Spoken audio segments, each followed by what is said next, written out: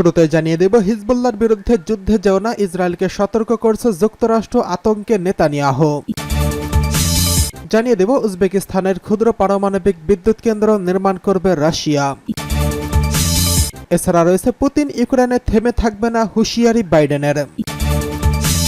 এদিকে ব্রাজিলে কঠোর পদক্ষেপ নিল ইসরায়েলের বিরুদ্ধে।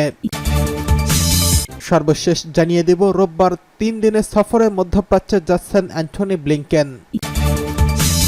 হিজবুল্লাহর বিরুদ্ধে যুদ্ধে যেও না, ইসরায়েলকে হুঁশিয়ারি, যুক্তরাষ্ট্রের আতঙ্কে নেতানিয়াহু। লেবাননের সশস্ত্র গোষ্ঠী হিজবুল্লাহর বিরুদ্ধে যুদ্ধ করার বিষয়ে সতর্ক করেছে যুক্তরাষ্ট্র। মার্কিন প্রশাসনের সতর্ক বার্তায় বলা হয়েছে, ইসরায়েল যদি হিজবুল্লাহর বিরুদ্ধে যুদ্ধে জড়িয়ে যায় তাহলে ইরানের সঙ্গে শত্রুতা আরও প্রসারিত হবে। গত সপ্তাহে ইসরায়েলের পক্ষ থেকে ইঙ্গিত দেওয়া হয় তারা হিজবুল্লাহর বিরুদ্ধে প্রয়োজনীয় অভিযান চালাবে এবং এই জন্য তারা প্রস্তুত রয়েছে। ইসরায়েলের এই মনোভাব প্রকাশিত হওয়ার পর যুক্তরাষ্ট্রের পক্ষ থেকে এমন সতর্কবার্তা এলো। খবর গার্ডিয়ানের। মার্কিন প্রশাসন জানিয়েছে, ইসরায়েল যখন গাজার সর্বাত্মক যুদ্ধে লিপ্ত, তখন লেবাননের আরেকটি আঞ্চলিক যুদ্ধে জড়ালে তা নিয়ন্ত্রণ করা কঠিন হতে পারে তেল আবিবের জন্য। হিজবুল্লাহর হামলায় গত সপ্তাহে ইসরায়েলের বিস্তীর্ণ এলাকা জুড়ে আগুন জ্বলতে দেখা যায়। রকেট হামলায় আগুনের থেকে ছড়িয়ে পড়ে দাবানল। এর পরপরই দেশটির উগ্র ডানপন্থী নিরাপত্তা মন্ত্রী ইতামার হিজবুল্লাহকে ধ্বংসের আহ্বান জানিয়েছেন। এর মাধ্যমে পরিষ্কার হয়েছে যে ইসরায়েল এখন নর্দার্ন ফ্রন্টের যুদ্ধে জড়াতে প্রস্তুত। এই ঘটনা এমন সময় ঘটেছে যখন গাজায় হামাসের বিরুদ্ধে যুদ্ধে ইসরায়েলি বাহিনীর ব্যর্থতা প্রকাশ পেয়েছে। মোসাদের সাবেক কর্মকর্তা হাইম টোমারও হিজবুল্লাহর সঙ্গে যুদ্ধের বিরুদ্ধে ইসরায়েলকে সতর্ক করেছেন। তিনি গণমাধ্যমে বলেছেন, হিজবুল্লাহর সঙ্গে যুদ্ধ ইসরায়েলের ইহুদিবাদী দৃষ্টিভঙ্গির জন্য হুমকি স্বরূপ। তার মতে, হিজবুল্লাহর সঙ্গে যুদ্ধ ইসরায়েলের অর্থনীতিকে ব্যাপক ক্ষতিগ্রস্ত করবে। সরকারের সক্ষমতাও ধরে রাখা কঠিন হয়ে যাবে। এমনকি হিজবুল্লাহর সঙ্গে ইসরায়েলের নাস্তানাবুদ হতে পারে। তেল আবিবের ভাগ্যে একটি ধ্বংসাত্মক পরিণতি ডেকে আনতে পারে। ওই কর্মকর্তা আরও বলেন, হিজবুল্লাহর কাছে যে ক্ষেপণাস্ত্র রয়েছে তা দিয়ে তারা ইসরায়েলের গ্যাস ক্ষেত্রে কয়েক সেকেন্ডে উড়িয়ে দিতে পারে। তাছাড়া ইরানি রাডারের কারণে ইসরায়েলি বিমান বাহিনী লেবাননের আকাশে সফলতা পাবে না। হিজবুল্লাহর কাছে রয়েছে 1 লাখ থেকে 1.5 লাখ যুদ্ধ সরঞ্জাম। প্রতিদিন 1,500 রকেট নিক্ষেপ করার সক্ষমতা রাখে এই সংগঠনটি। হারেজের কলামিস্ট আমল হারেল সতর্ক করে বলেছেন, ইসরায়েল এখন ক্লান্ত এবং এই দেশটির বহুমাত্রিক ব্যর্থতার দ্বার প্রান্তে রয়েছে। এই অবস্থায় যুদ্ধে নতুন ফ্রন্ট কেবল ব্যর্থতায় ডেকে আনতে পারে। হিজবুল্লাহ 2006 সালের ইসরায়েলি অস্ত্রের বিরুদ্ধে ট্যাঙ্ক বিরোধী ক্ষেপণাস্ত্র ব্যবহার করছিল। গত সপ্তাহে তারা একাধিকবার ছোট কামিকাজের ড্রোন হামলা চালিয়েছে, যা সীমান্তে ইসরায়েলের প্রতিরোধ ব্যবস্থাকে গুঁড়িয়ে দিতে সক্ষম বলে মনে করা হচ্ছে। এখন ইসরায়েলি নিরাপত্তা বাহিনী বা সরকারের উপলব্ধি এসেছে তারা ক্রমেই হিজবুল্লাহর দিকে দীর্ঘ যুদ্ধে আটকে যাচ্ছে। এমনকি গাজা যদি যুদ্ধ বন্ধ হয়, এরপরও উত্তরের যুদ্ধ থেকে তেল আবিব মুক্তি পাবে না। বিশেষজ্ঞরা বলছেন, ইসরায়েলের সম্ভবত আন্তর্জাতিক বৈধতা ছাড়াই আরেকটি যুদ্ধে নিজেকে জড়িয়ে ফেলতে পারে। এতে ব্যাপক বেকায়দায় পড়ে যাবে ইসরায়েলি বাহিনী, কারণ মার্কিন সমর্থন ছাড়া হিজবুল্লাহর বিরুদ্ধে লড়া একটি ক্লান্ত বাহিনীর জন্য খুবই কষ্টসাধ্য হবে। এদিকে উজবেকিস্তানে ক্ষুদ্র পারমাণবিক বিদ্যুৎ কেন্দ্র নির্মাণ করবে রাশিয়া। উজবেকিস্তানে একটি ক্ষুদ্র পারমাণবিক বিদ্যুৎ কেন্দ্র নির্মাণের লক্ষ্যে উজবেকিস্তান ও রাশিয়ার সংশ্লিষ্ট কর্তৃপক্ষের মধ্যে চুক্তি সই হয়েছে। রুশ প্রেসিডেন্ট ভ্লাদিমির পুতিনের সাম্প্রতিক উজবেকিস্তান সফরকালে দেশটিতে পারমাণবিক বিদ্যুৎ কেন্দ্র নির্মাণের সহযোগিতা সংক্রান্ত দ্বিপাক্ষিক আন্তঃসরকারি চুক্তি কার্যপরিসর বৃদ্ধির লক্ষ্যে একটি প্রোটোকল স্বাক্ষরিত হয়। পরিবর্তিত চুক্তির অধীনে উজবেকিস্তানে ক্ষুদ্র পারমাণবিক বিদ্যুৎ কেন্দ্র নির্মাণের বিষয়টি অন্তর্ভুক্ত করা হয়েছে। প্রায় একই সময়ে রসাটমসের প্রকৌশল শাখা এবং উজবেকিস্তানের পারমাণবিক শক্তি এজেন্সির অধীনস্থ director for the construction of nuclear power plants উজবেকিস্তানে একটি ক্ষুদ্র পারমাণবিক নিউক্লিয়ার প্লান্ট নির্মাণের লক্ষ্যে চুক্তি সই করেছে। রসাটসের এক প্রেস বিজ্ঞপ্তিতে এই তথ্য জানানো হয়েছে।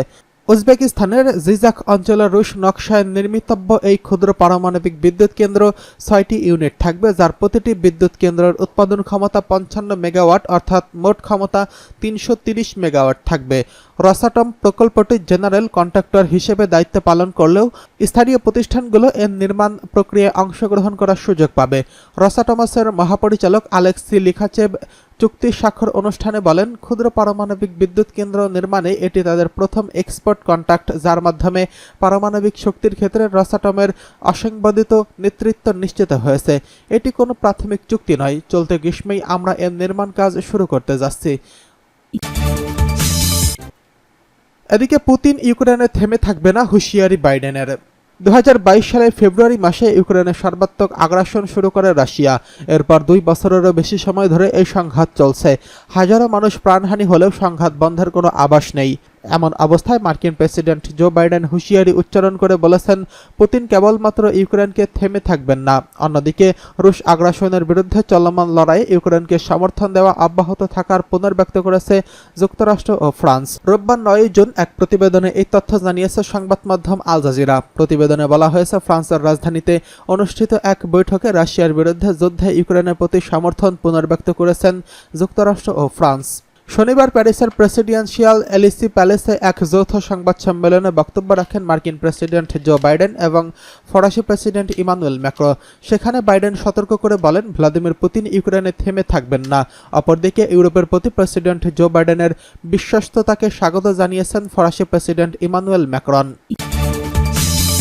এদিকে ব্রাজিল কঠোর পদক্ষেপ নিচ্ছে ইসরায়েলের বিরুদ্ধে।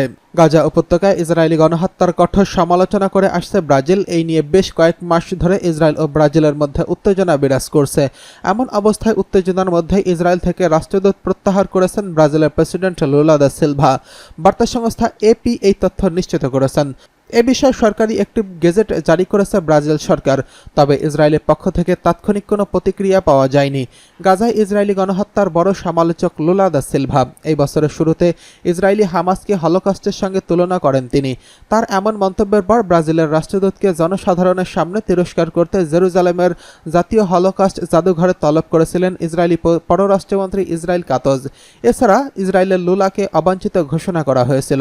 ব্রাজিলের পররাষ্ট্র মন্ত্রণালয়ের একজন কর্মকর্তা বলেছেন, তাদের দেশের রাষ্ট্রদূতকে অপমান করায় এই পদক্ষেপ নেওয়া হয়েছে। এ বিষয়ে জানাশোনা থাকলেও নাম প্রকাশ না করার শর্তে তিনি বলেছেন, গণমাধ্যমে তার কথা বলার অনুমতি নেই। গত 7 অক্টোবর দক্ষিণ ইসরায়েলে প্রবেশ করে নজিরবিহীন হামলা চালিয়ে 1200 ইসরায়েলিকে হত্যা এবং প্রায় 250 ইসরায়েলিকে বন্দী হিসেবে গাজায় নিয়ে আসে হামাস যোদ্ধারা। একই দিন হামাসের বিরুদ্ধে যুদ্ধ ঘোষণা করে গাজায় নির্বিচারে বোমা হামলা শুরু করে আসছে ইসরায়েল। ইতিমধ্যে ছোট এই উপত্যকায় ইসরায়েলি বাহিনীর হামলায় 36,000-এরও বেশি ফিলিস্তিনি নিহত হয়েছেন। নিহতদের অধিকাংশই নারী ও শিশু। এদিকে 3 দিনের সফরে মধ্যপ্রাচ্যে যাচ্ছেন অ্যান্টনি ব্লিংকেন। মার্কিন পররাষ্ট্রমন্ত্রী অ্যান্টনি ব্লিংকেন রোববার 3 দিনের সফরে মধ্যপ্রাচ্যে যাচ্ছেন। মার্কিন পররাষ্ট্র দপ্তর শুক্রবার এই তথ্য জানিয়েছেন। তিনি বলেছেন, ওয়াশিংটন গত সপ্তাহে প্রেসিডেন্ট জো বাইডেনের যে যুদ্ধবিরতির প্রস্তাব দিয়েছেন তা মেনে নিতে ইসরায়েল ও হামাসের উপর চাপ সৃষ্টি করতে অ্যান্টনি ব্লিংকেন এই সফরে যাচ্ছেন। গত 7 অক্টোবর হামাস ইসরায়েলের আক্রমণ করার পর মধ্যপ্রাচ্যে এটি হবে তার 8ম সফর। শীর্ষ কূটনৈতিক মিশর এবং ইসরায়েল, জর্দান এবং কাতার সফর করবেন। দেশগুলোর সিনিয়র নেতাদের সঙ্গে বৈঠকও করবেন। বাইডেন 8 মাস ব্যাপী যুদ্ধের অবসান ঘটানোর জন্য একটি নতুন যুদ্ধবিরতির পরিকল্পনা তৈরি করার পর সম্প্রতি ইসরায়েল ও লেবাননে হিজবুল্লাহর মধ্যে উত্তেজনা বেড়েছে। উভয় পক্ষই বড় সংঘাতের প্রস্তুতির ইঙ্গিত দিয়েছেন।